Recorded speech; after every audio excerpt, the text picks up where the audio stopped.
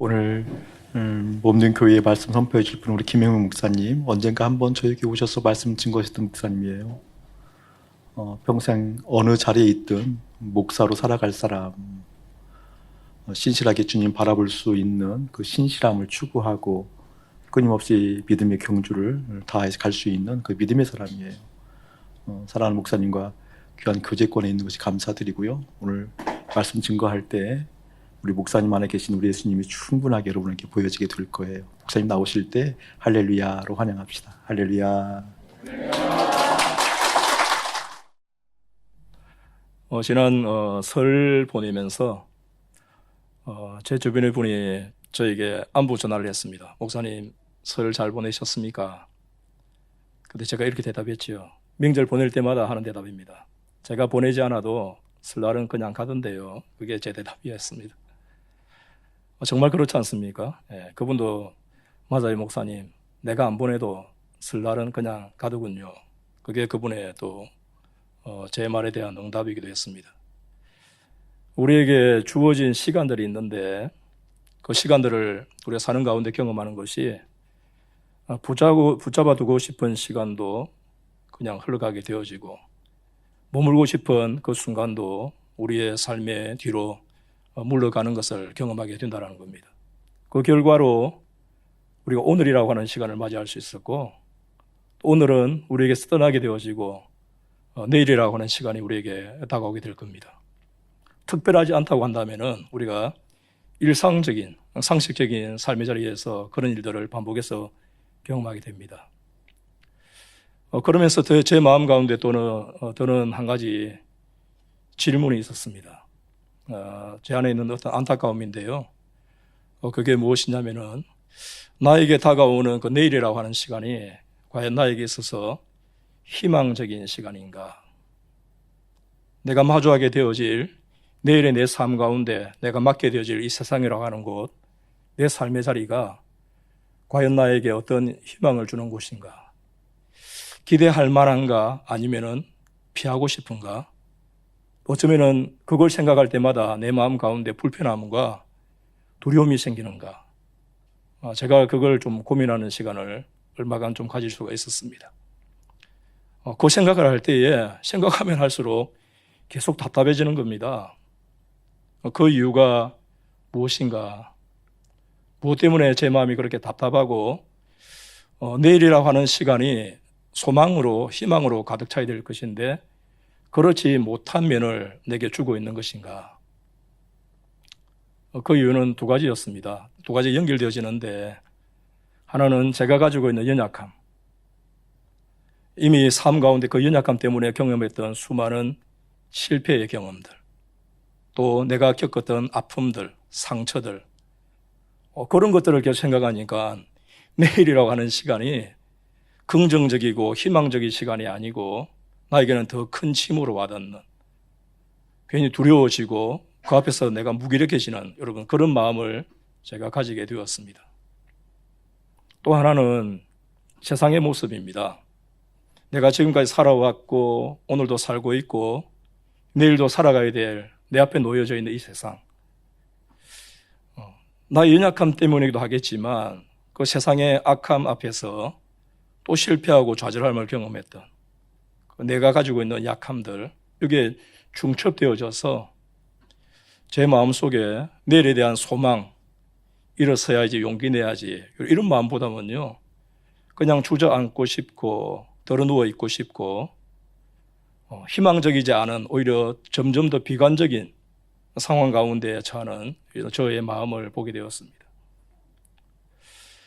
그때의 저의 그런 마음들, 저의 그런 경험들, 제가 경험해 왔고 제 눈앞에 펼쳐져 있는 그 세상 다르게 보게 하는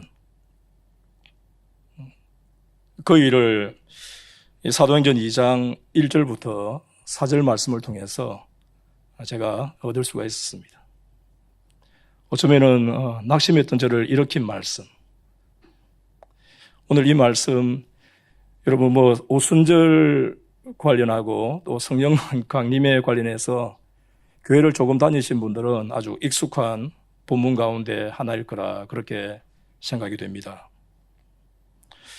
오늘 이 말씀을 통하여서 제 마음 가운데 있던 저 자신을 향한 또 내가 경험하였고 내가 경험하게 될 그 세상을 향한 비관적이고 또는 두려운 그런 감정들을 오히려 소망으로, 희망으로, 기대감으로 바꾸는 일들이 여러분 제 가운데 있게 되었습니다. 물론 여러분 내일이라고 하는 시간은 제가 아직 살아보지 못했기 때문에 내일 저에게 어떤 일이 일어날지, 앞으로 저의 삶 가운데 어떤 일들이 생겨날지 저는 알지 못합니다. 그럼에도 불구하고 내일에 대해서 내 경험, 내 눈앞에 펼쳐져 있는 현실, 그걸 뛰어넘어서 기대를 가지고 또 어떤 변화에 대한 소망을 가지고 갈 수 있겠다. 여러분 그런 생각을 해봅니다. 오늘 이 말씀은 오순절날 성령님께서 임하시는 그 이야기를 우리에게 들려주고 있습니다. 오순절날은 6월절부터 50일째 되는 날입니다. 이때는 보통 일반적으로 추수의 때다 이렇게 알려져 있습니다. 그래서 성경을 연구하는 분들은 왜 오순절날 하필이면 성령님이 임했을까에 대해서 수학과 관련하여서 영적인 추수 그런 개념으로 이 오순절을 어찌 보면 정당화 또는 충분히 그럴 수 있는 어떤 개연성들에 대해서 말하기도 합니다. 저는 오늘 그런 부분보다는 제가 경험해 왔고 앞으로 경험하게 될 그런 삶의 자리 가운데에서 내가 내일의 삶 가운데 어떤 희망과 기대를 가질 수 있는 것은 나 자신이나 또 내 곁에 있는 어떤 사람들이나 아니면은 내 주변 환경 가운데 있는 어떤 기대감 때문이 아니고 하나님 때문에 또 부활하신 그 예수님으로 인하여서 충분히 우리의 삶 속에 어떤 비관적인 또 안타깝고 후회스러운 그런 경험들이 우리의 과거 가운데 있었다 할지라도 우리의 오늘의 삶 가운데 내일을 향해서 그런 기대를 가질 수 있다. 여러분 그렇게 믿음을 고백하게 됩니다. 오늘 본문의 말씀은 오순절 사건입니다. 그죠? 오순절 사건. 예수님께서 승천하시면서 제자들에게 주셨던 당부의 말씀이 있습니다. 아버지께서 약속하신 것이 주어질 때까지 예루살렘을 떠나지 말고 기다려라. 그리고 오순절이 되었을 때에 오순절날 바로 그 제자들과 사도들과 함께 모이는 사람들 있는 그 집에 성령께서 친히 오시어서 하나님이 행하신 그 일들을 새롭게 시작하는 것을 우리에게 오늘 말씀이 보여줍니다. 우리가 먼저 볼 수 있는 것이 하나님의 정하신 때, 하나님이 일하시는 때는 반드시 우리의 삶 가운데 오게 된다라는 사실입니다. 오늘 여러분 1절 말씀 보십시오. 오순절 날이 이미 이름에, 그래서 오순절 날이 이미 이름에 드디어 오순절 날이 왔다 그 이야기입니다. 그죠? 그때 어떤 일이 있었습니까? 4절에 나와 있는 것처럼 다 성령의 충만함을 받는 2절과 3절 말씀을 통해서 볼 때에는 아버지께서 약속하신 그것이 실제로 거기에 그들 가운데 이루어지는 일들이 여러분 있더라는 사실입니다. 이 일을 기점으로 인하여서 이 사도들의 삶 가운데 또 사도들을 통하여서 예루살렘 가운데 새로운 하나님의 일이 시작되게 됩니다. 여러분, 저와 여러분이 오늘 기억해야 될 것이 있습니다. 우리의 환경, 우리 연약함이라고 하는 것, 그것이 어떤 것이든지 간에 상관없이 하나님께서 뜻하신 일들은 반드시 그때가 되었을 때에 하나님의 뜻하심 가운데서 성취된다라고 하는 사실입니다. 여러분, 이 오순절이라고 하는 이날 이런 사건이 일어날 것이라는 것은 아무도 짐작하지 못했을 겁니다.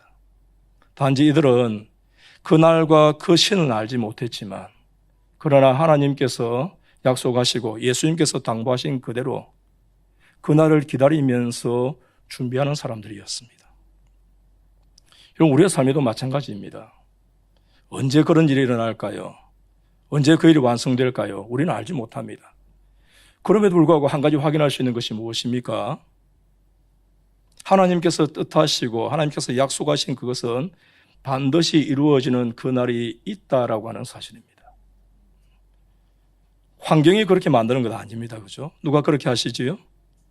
말씀하신 하나님께서 약속하신 대로 우리 하나님에 대해서 구약 성경에 놀랍게 하나님이 표현하는 부분이 있는데 하나님은 시건치 않으시고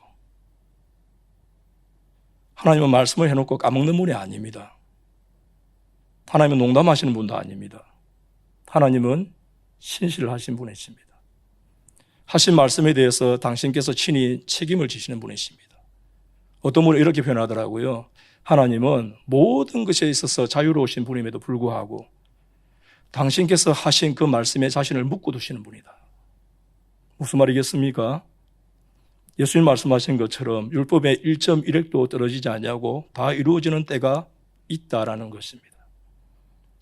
사랑하는 성도 여러분, 우리의 삶의 현재의 자리가 때로는 여러분 다른 사람에게 보여주고 싶지 않은 그런 아픔과 어려움이 설령 있다 할지라도 이 환경을 바꿀 수 있는 내 안에서의 어떤 기대나 소망이 없다 할지라도 주님의 약속의 말씀, 친히 말씀하신 그 하나님께서 얼마든지 나를 위해서 또 나를 통하여서 이 땅 가운데 내 삶의 자리에 아름답고 귀한 일들을 얼마든지 행할 수 있다라고 하는 하나님에 대한 소망과 기대를 가지고 살아가시는 성도들 되시기를 간절히 바랍니다.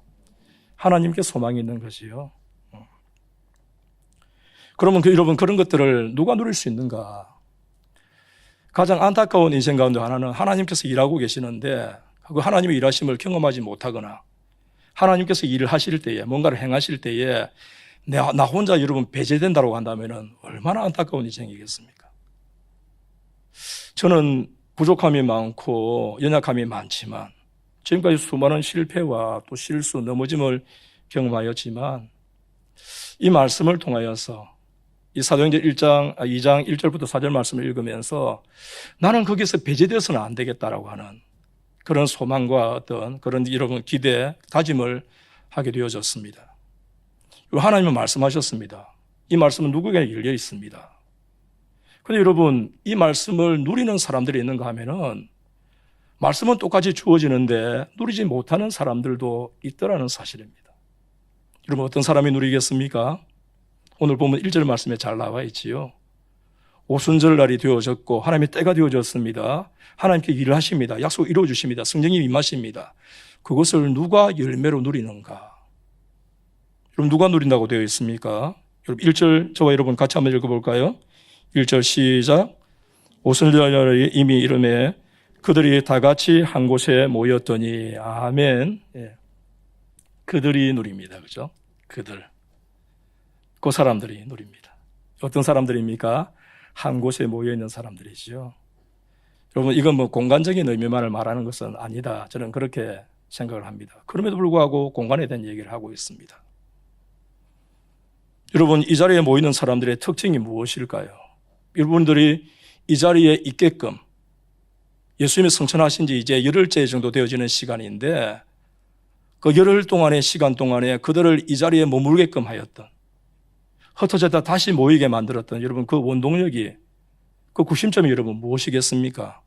사람이 좋아서일까요? 그 집에서 맛있는 식사를 줘서 그렇겠습니까? 물론 그런 것도 사람을 모을 수 있는 하나의 동기는 여러분 될 수도 있을 겁니다. 그러나 그게 중요한 게 아닙니다. 여러분 무엇 때문에 이 사람들이 이 자리에 모여 있지요?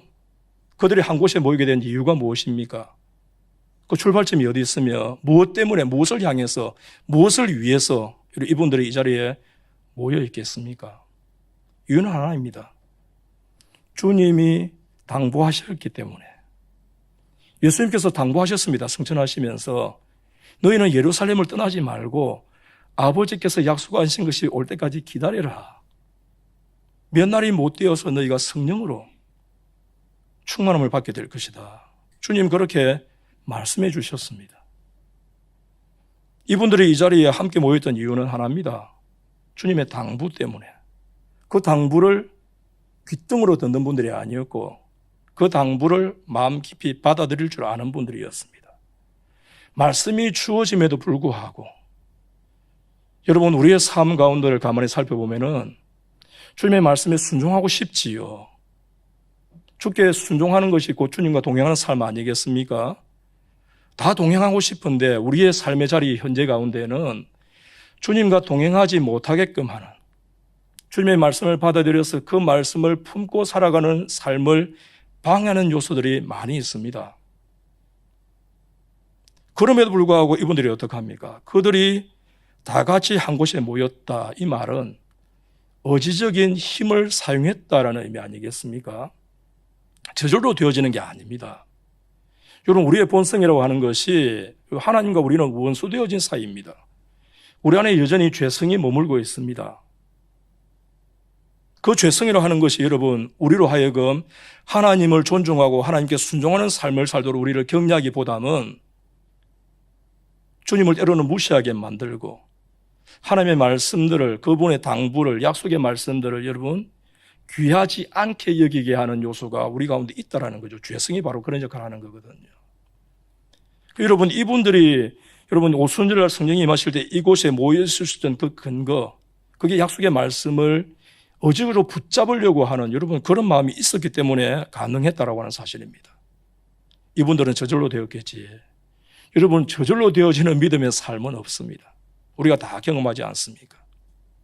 힘쓰고 애쓰고 때로는 싸우고자 하는 여러분 그런 마음의 동기가 있을 때에 비로소 하나님께서 우리에게 주신 약속의 말씀, 우리 주님이 우리에게 당부하신 그 말씀을 떠나지 아니하고 그 말씀 안에 머물면서 그 말씀과 함께 아무 일도 일어나지 아니하는, 말 그대로 이게 뭐가 될까 싶은 그런 부정적인 마음이 얼마든지 생길 수 있는 그 삶의 형편을 버티면서 그 자리를 떠나지 아니하고 거기 머물면서 지탱하도록 한다라는 사실입니다. 의지적인 작용입니다. 그런데 여러분, 사람들을 가만히 보면은 저도 그렇지만 강한 부분이 있는가 하면 어떤 부분은 굉장히 약한 부분이 있습니다. 사람들이 다 그렇거든요. 동일한 교회에서 함께 신앙생활을 함에도 불구하고 어떤 분들은 믿음이 강한 분들이 있는가 하면은 똑같은 말씀을 듣고 양육을 받고 교제함에도 불구하고 믿음이 약한 분들이 있지 않습니까? 이 오순절날 마가의 다락방이라고 불려지는 이 장소에 모여있던 사람들의 숫자가 한 120명 정도 되었다. 그 성경은 그렇게 말씀하고 있습니다. 120명의 숫자, 예루살렘 전체 인구에 비하면 적은 숫자지만 사실 이 공간에 120명이라고 한다면 이건 적은 숫자가 아니거든요. 여러분, 이분들이 동일한 믿음을 가졌을까요? 성경은 거기에 대해서는 말씀을 하고 있지 않습니다. 이분들의 한 분 한 분의 믿음이 어땠다, 그거 말하지 않고 있는데 중요한 건 이분들이 같은 곳에 모여 있었다는 겁니다. 사람은 차등이 있을 것임에도 불구하고 어떻게 여러분 그런 일들이 가능했겠습니까? 서로에 대해서 무관심했다면 내 믿음 내가 지키는 거지, 너의 믿음에 내 믿음 난 상관할 수 없어, 여러분 그런 마음을 가졌다고 한다면 아마 이 120명이 모이는 일은 불가능하지 않았을까. 여러분, 공동체 안에 어떤 모습이 있었겠습니까? 약한 자들을 붙잡아 주려고 하는 믿음이 견고한 사람이 주님의 말씀을 늘 떠올리고 약속을 떠올리고 당부를 떠올리면서 믿음이 약한 자를 도와주려고 하는 그 마음이 있으니까 믿음이 연약한 분들도 이 120명 가운데 있게 되어지는, 거기 있음으로 말미암아 하나님께서 신실을 하시게 약속하신 바들 이루어지는 그런 일들을 여러분 경험하게 되더라는 거지요. 여러분 가운데 믿음이 연약한 분들도 계시고 약한 분들도 있을 겁니다. 강한 분들도 계실 겁니다. 강한 분이 해야 될 일이 무엇입니까? 약한 자 돌봐주는 것이요, 약한 자 챙겨주는 것이요, 함께 믿음의 여정을 끝까지 완주할 수 있도록, 버틸 수 있도록 도와주는 역할을 하는 거 아니겠습니까? 인간적인 정을 말하는 게 아닙니다. 내가 견고하게 주님의 약속의 말씀 가운데 서 있으면서 또 다른 지체가 그 말씀 안에 머물 수 있도록 내 안에 말씀을 일깨우면서 그 지체에게 계속 주님의 약속의 말씀을 들려주는 거지요. 주님과 사이가 멀어지지 않도록, 떠나지 아니하도록. 그런 일이 있을 때에 120명이 모이는 일들이 여러분 가능하게 되더라는 것입니다. 또 여러분, 우리 가운데는 믿음이 약하다고 생각하는 분들이 있을 수 있지요. 저도 그렇습니다. 저도 참 제 믿음이 때로는 없는 것 같은, 내가 너무나 연약해지는 것 같은, 그 출발점은 주님이 아니고 나 자신이 나오는 것입니다. 나의 실패, 넘어짐, 나 스스로도 나를 용납할 수 없는, 목사임에도 불구하고 목사 같지 아니한, 때로는 네가 성도 맞냐라고 하는 그런 마음이 제 안에 생길 때에 얼마나 낙심이 되어지겠습니까? 그때 붙잡는 게 있습니다. 내가 보는 내가 아니라 하나님이 보시는 나를 보시는 그분. 우리의 마음이 약해질 때에 어떤 소망도 발견할 수 없을 때에 우리는 너무 때로는요 자기 중심적이 되는 경향이 있는 것 같습니다. 계속 침체 가운데 빠지는 거지요. 극복하는 방법이 무엇이겠습니까? 물론 어떤 분은 바닥 딛고 나면 올라온다 그런 말씀하는 분도 계십니다. 다른 사람이 들려주는 주님이 말씀하시는 거기에 내 마음을 두는 것. 그리고 이것이 바로 여러분 우리의 한계를 극복할 수 있는 방법이 된다는 사실입니다. 약한 분들이 했던 것이 무엇입니까? 자기 고집대로 하는 게 아닙니다. 자기 생각대로 하는 게 아니었습니다. 곁에 있는 다른 지체들이 주님이 말씀하신 것을 들려줄 때에 거기에 설득되어지는 겸손함. 그 겸손함이 주님이 일을 시작하시는 놀라운 그 시간에 배제되어지는 삶이 아니라 그 자리에서 그 은혜를 누리게 되어지고 또한 그 일에 주님과 함께 동력하게 되어지는 하나님의 필요에서 쓰임받는 놀라운 영광을 여러분 경험하더라는 거죠. 사랑하는 성도 여러분, 저는 목회자이기 때문에 여러 성도들을 같이 교제하기도 하고 또 만나고 대할 때가 있습니다. 그때에 한 번씩 드는 생각이 있습니다. 우리가 천국에 갔을 때에 무엇이 우리의 영광일까? 여러분에게서 무엇이 영광입니까? 이 땅에서 흔히 다른 사람들이 말하는 많은 복 받은 것, 외적인 출세 성공, 물론 이승재 목사님을 통하여서 계속 말씀을 들어오셨으니까 여러분 그게 진짜 성공 아니고 진짜 복 아님을 우리가 알지 않습니까? 그럼 무엇이 우리에게 영광이겠습니까?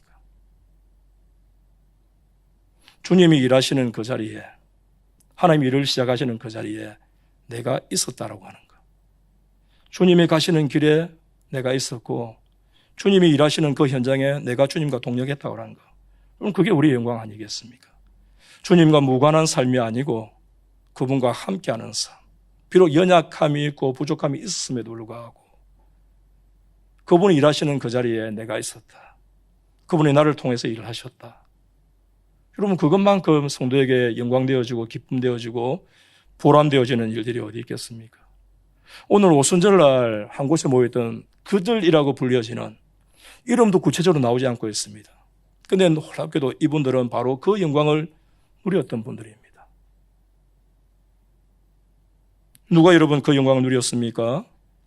주님에 대한 기대감을 가지고 정말로 예수님을 믿고 그분이 하신 말씀 그대로 하나님께서 약속하신 그 일들을 이루실 그때가 있다는 걸 믿고 언젠지는 모르겠지만 정해진 날짜는 없지만 며칠을 기다려야 될지 몇 달을 기다릴지 알 수 없지만 주님이 머지않아 오신다고 하셨기 때문에 그 말씀 하나만 붙잡고 때로는 불안하기도 하고 때로는 아무 일도 일어나지 않기 때문에 다른 어떤 변화도 생기지 않기 때문에 때로는 의심이 생기기도 하겠지만 그걸 이겨내고 서로를 위로하고 격려하면서 버텨낸 사람들이 하나님께서 약속하신 그 일이 실제로 그들이 있는 곳에 그들을 통하여서 어떤 기대와 어떤 변화에 대한 소망을 가질 수 없는 이 세상을 향해서 시작되는 일들을 이분들이 여러분 경험하게 되더라는 사실입니다.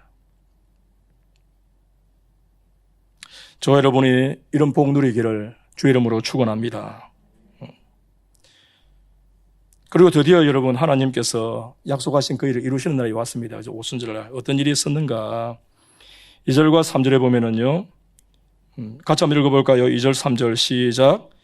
홀연히 하늘로부터 급하고 강한 바람 같은 소리가 있어 그들이 앉은 온 집에 가득하며 마치 불의 혀처럼 갈라지는 것들이 그들에게 보여 각 사람 위에 하나씩 임하여 있더니 아멘. 먼저 있는 것이 소리였습니다. 그죠? 들려지는 것이 있었습니다. 근데 그 소리가 바람 같은 소리라고 하는 것을 볼 때에 바람은 아니었던 것 같아요. 근데 바람이 부는 것 같은 소리였습니다. 어디로부터 그 소리가 들렸습니까? 하늘로부터. 출처를 보여주고 있습니다. 그죠? 하늘로부터.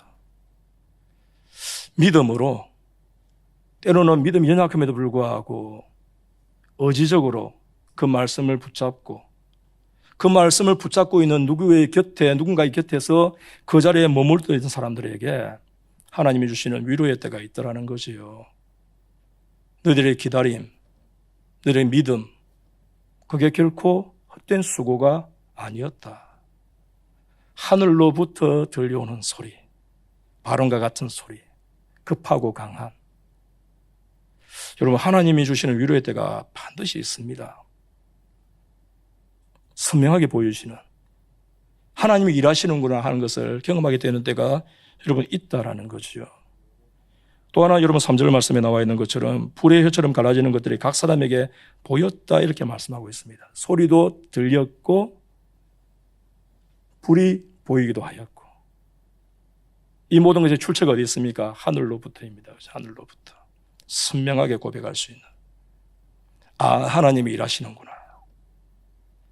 여러분, 사실 예수님의 성찬하고 난 뒤에 이 10일 기간의 동안에 대해서는 구체적으로 어떤 일이 있었는지에 대해서는 11명으로 되어진 사도 가운데 한 사람을 충분하는 것 외에는 특별히 나오는 게 없습니다. 그죠? 그 어떤 의미겠습니까? 말씀은 주어졌고 약속의 말씀은 주어졌는데, 주님의 당부는 있었는데, 그 말씀과 함께 걸어가고 있는데 삶 속에 나타나는 어떤 열매나 변화, 말씀이 되어지고 있구나 하는 그런 기미들은 안 보였다라는 것이요. 그런데 때가 되어지니까 들려오는 것도 있고 보여지는 것도 있더라. 하나님은 그런 분이십니다. 하나님이 일을 하시는데 우리도 모르게 은밀하게 하시는 경우도 있지만 주님은 어떻게 하시는 분이십니까? 우리가 알 수 있게끔. 이게 우리에게 주는 위로지요. 내가 믿음으로 걸어온 것이, 내가 말씀과 함께 살아온 것이 헛된 것이 아니구나 하는 것을 하나님께서 우리에게 일깨워 주시는데, 나로 하여금 고백하게 하는 때가 여러분 있다라는 사실입니다. 믿음의 걸음 가운데. 그리고 여러분, 이런 일이 있게 되었을 때에 4절 말씀에 제자들의 삶 가운데 있는 변화들입니다. 한번 4절 한번 말씀을 읽어봅니다. 시작. 그들이 다 성령의 충만함을 받고 성령이 말하게 하심을 따라 다른 언어들로 말하기를 시작하니라. 아멘. 성령으로 충만해졌습니다. 누가요? 그들이 다, 한 사람도 예외 없이. 외적으로 보여지는 믿음의 차이는 있었을지 모르겠지만 연약함에도 불구하고 다른 지체들과 함께 주님의 말씀을 붙잡고 버티고 있고 그 자리를 지키고 있고 떠나지 않은, 여전히 주님을 기대하고 있는, 그 말씀이 이루어질 때를 소망하고 있는 그들이 다 성령의 충만함을 받았습니다. 여러분, 성령의 충만함을 받은 증거가 무엇입니까? 성령이 말하게 하심을 따라 말하는 것이었습니다. 여러분, 저는 이 표현이 참 의미 있는 것 같습니다. 성령의 충만함을 받고 성령이 말하게 하심을 따라 말하기 시작했다. 성령께서 하라고 하시는 대로 하는 겁니다. 그렇죠? 이게 이제 다른 지역의 방언들이었죠. 외국어였습니다. 일종의 외국어였는데 성령께서 하라고 하시는 대로. 그게 성령 충만함입니다. 성령에 의해서 움직여지는 겁니다. 고집이 없습니다. 나는 저게 좋은데 이게 없습니다. 그냥 하게 하시는 대로. 여러분, 결국은 주님의 약속의 말씀을 붙잡고 그 10일이라고 하는 시간, 그들 정해놓고 한 것은 아니지만 그 말씀과 함께 걸어온, 그 말씀과 함께 그 시간들을 살아온 성도들의 삶에 나타나는 변화가 무엇입니까? 성령에 의해서 사는 사람. 성령께서 하고자 하시는 대로, 하게 하시는 대로 그대로 순종하는 아름다운 믿음의 모습이 이분들의 삶 가운데 여러분 나타나게 되더라는 사실입니다. 그리고 성령께서 어떻게 하십니까? 다른 언어들로 말하게 하십니다. 각자 다른 언어들.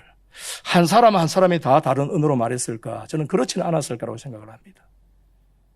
몇 사람씩 같은 말로 이렇게 하기도 했겠지요. 그런데 여러분, 놀랍게도 이렇게 하는 가운데 다른 언어들로 말하게 하시는데, 이를 통해서 어떤 일이 이렇게 되어지냐면은 예루살렘의 오순절이기 때문에 모여있던 다른 지역, 이방 땅에서 살다가 디아스포라 되었다가 이제 오순절 맞아서 예루살렘에 와 있던 외국에서 생활하고 있던 그분들이 자기들 지역으로 갈릴리 사람들이 하는 말들을 듣고 호기심을 가지게 되어집니다. 어떤 변화도 일어날 것 같지 않던 그 예루살렘 바로 그 땅에서, 얼마 전에 예수님의 십자가에 달아 죽였던 바로 그 땅에서, 예수에 대해서 배척하고 있는 바로 그 땅에서 어떤 변화도 기대할 수 없는 바로 그곳에서 주님이 시작하시는 새로운 변화의 출발점, 변화의 물길이 여러분 일어나게 되더라는 거지요. 저는 이 말씀을 보면 이런 생각했습니다. 내가 보기에 내 눈에 어떤 변화의 기대, 어떤 소망 전혀 가질 수가 없는 그런 환경이라 할지라도 하나님께서 뜻하신 말씀 가운데 겸손하게 인내하면서 걸어가게 되어질 때에, 하나님의 때에 하나님의 방법으로, 하나님은 때도 정하고 계시고 방법도 가지고 계시거든요. 다른 언어들로 말함을 통하여서 사람들의 마음의 문을 열면서 예수의 복음에 귀를 기울이게 만드는 놀라운 그 일들을 하나님께서 행하시더라는 거죠. 오늘 우리의 삶에도 마찬가지 아니겠습니까? 이 말씀을 누구를 위해 주신 겁니까? 우리 위해 주신 것이지요. 저는 코로나의 이 상황을 보내면서 두 가지의 안타까운 마음이 사실 제 마음 가운데 있었습니다. 제가 설교 서두에 말씀드렸던 내일에 대한 비관적인 마음은 사실 이 코로나 상황과도 맞물려 있습니다. 어떤 마음이냐면요, 하나는 모임에 대해서 기피할 수밖에 없는, 어찌 보면 불편하게 생각하는 이 현상이 코로나가 언제 끝날지도 알지 못하겠지만 끝나고 난 뒤에 과연 성도들의 마음에 어떤 작용을 할까? 예전처럼 같이 모여서 예배드리고 하나님의 말씀을 들으려고 하는 그런 열망들을 과연 계속 가지고 그 열망들을 회복할 수 있을까 하는 데 대해서 제 마음과도 불편함이 있었습니다. 그렇지 않을 수 있다는 마음이죠. 또 하나는 코로나 상황과 맞물려 가지고 교회에 대해서 우리가 가지고 있는 신앙을 향하여서 공격적인 모습을 보였던 세상의 많은 사람들이, 그 이전에는, 코로나 이전에는 가볍게 아니면은 친근한 관계를 만들면서 내가 출석하는 교회 가서 한번 예배 한번 드려보시지 않겠습니까? 우리 목사님 설교가 좋은데 말씀 한번 들어보지 않겠어요? 그렇게 하면은 어렵지 않게 발걸음을 옮겼던 분들도 이 코로나라고 하는 상황 때문에, 사람들에게 거리두기 때문에 과연 코로나 어느 정도 마무리되어지는 이후의 날, 이후의 시간에 그분들이 선뜻 교회로 나와서 말씀을 들을 수 있는 그런 기회, 예배에 참석할 수 있는 기회를 과연 얻을 수 있을까? 거기에 대해서 부정적인 마음이 있는 겁니다. 예전 같지 않을 거야. 그런 생각이 드니까 마음이 불편해지는 거예요. 그런데 우리 주님은 뭐라고 말씀하시는 겁니까? 우리 생각에 나에게는 방법이 없어도 하나님을 신뢰하고 믿음 안에서 주님을 기대하면서 믿음의 길을 내가 걸어가면은 하나님이 일하시는 것을 경험하는, 하나님이 그 믿음을 끝까지 붙잡고 주님을 기대하며 주님과 동행하기 위해서 수고하는 나를 통하여서 이 세상 가운데 유익함을 주는 복음의 통로로 우리를 사용하는 그때가 온다라고 주님이 말씀하고 계신다라는 사실입니다. 사랑하는 여러분, 소망은 우리에게 있지 않습니다. 우리가 아무리 절망적인 연약한 가운데 있다 할지라도 우리 하나님께 여전히 소망이 있습니다. 왜 그렇습니까? 요한복음 3장 16절 아시는 분들 같이 암송해 볼까요? 시작. 하나님이 세상을 이처럼 사랑하사 독생자를 주셨으니 이는 그를 믿는 자마다 멸망하지 않고 영생을 얻게 하려 하심이니라. 하나님이 세상을 지금도 사랑하고 계십니다. 하나님이 그 사랑이 변함없다고 한다면 하나님은 오늘도, 우리의 내일도 하나님은 세상을 향한 하나님의 사랑을 믿음의 백성들을 통하여서 얼마든지 드러낼 준비를 하고 계십니다.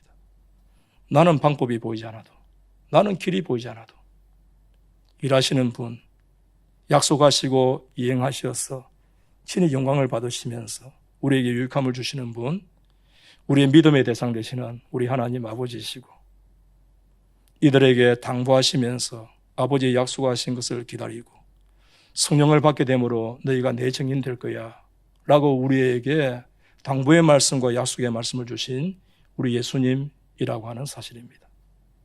우리의 삶의 자리가 어떻든지, 우리 눈앞에 펼쳐지는 현실이 어떻든지 상관없이 연약함이 보여지면 보여질수록, 세상이 주는 부정적인 영향이 우리의 마음 가운데 크게 와 닿을수록 저와 여러분의 마음이 주님의 말씀을 향하여서, 말씀하시고 약속하신 그분을 향하여서 또 믿음의 전진, 그 말씀 앞에 굳건히 붙들려 있는 그 말씀을 붙잡고 부정적인 현실과 연약함을 이겨나며 살아가시는, 그러므로 말미암아 하나님께서 주시는 참된 영광을 누리시는 복된 성도들 되시기를 주님의 이름으로 축원합니다.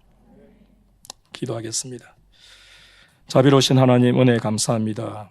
하나님 신실하십니다. 주님 안에 우리의 소망 되십니다.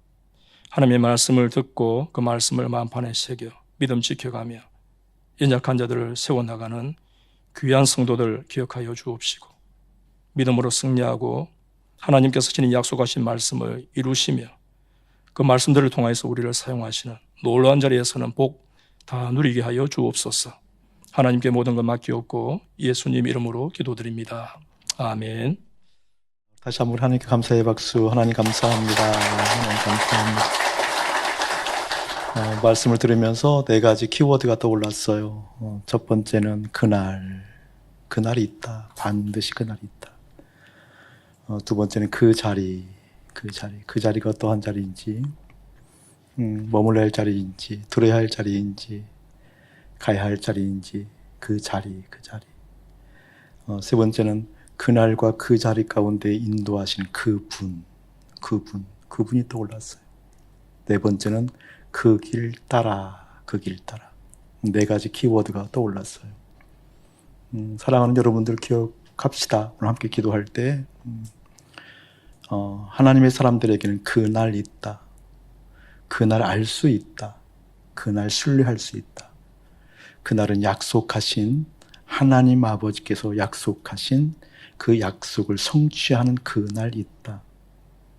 그게 우리의 마음가운데 선명해지도록, 그것이 너무나 세밀하게 다가오신 하나님의 음성을 들을 수 있는 그러한 영의 귀가 열리기를 원합니다 라고 기도해 주시길 원합니다. 그 자리 굉장히 중요하잖아요.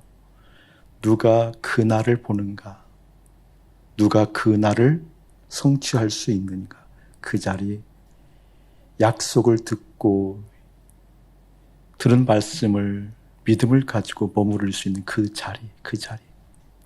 그건 진득함의 문제이기도 하겠지만 꼭 그런 문제가 아니라 하나님을 신뢰할 수 있는 믿음을 발휘할 수 있는 그 자리에 내가 있길 원합니다 라고 기도해 주시기 바랍니다.